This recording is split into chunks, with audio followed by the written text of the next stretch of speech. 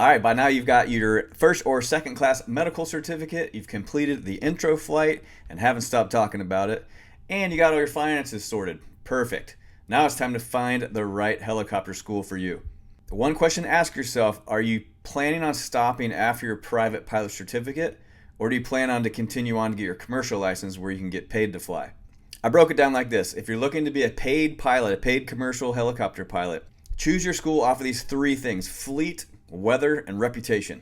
I recommend a school that has more than 2, maybe 3 helicopters at minimum. You should count on at least one helicopter being in maintenance and maybe another helicopter being used by another student. Keep in mind your CFI is typically one-on-one instruction, but he's juggling multiple schedules. They're juggling your availability to learn, his availability to juggle your schedule and other students, and the aircraft's availability to fly, plus weather. You'll learn that maintenance is pretty typical when it comes to helicopters. There's always going to be something in maintenance. It's not necessarily a bad thing. They go through annual checks, monthly checks, sometimes daily checks. And that's what's nice about a decent sized fleet at the school you choose.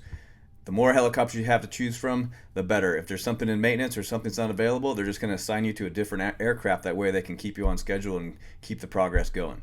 Weather or location. When it comes to choosing your school, get closer to your school where the commute's going to be relatively easy for you. If it's hard to get there, or you make that distance, you get to school and you have to cancel because of weather, it's going to be easy to get frustrated. For me, Hillsboro Heli Academy had a little bit of everything.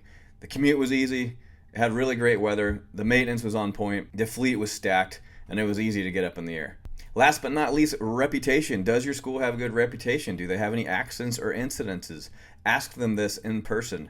Maybe I'm biased, but I am proud to have completed my flight training with Hillsboro Heli Academy. If you are in the Northwest, please look them up. They've been around since 1980. They've got over 40 years of experience. I'll leave links below as usual. Make sure you read the article from Flying Magazine about choosing the right flight school.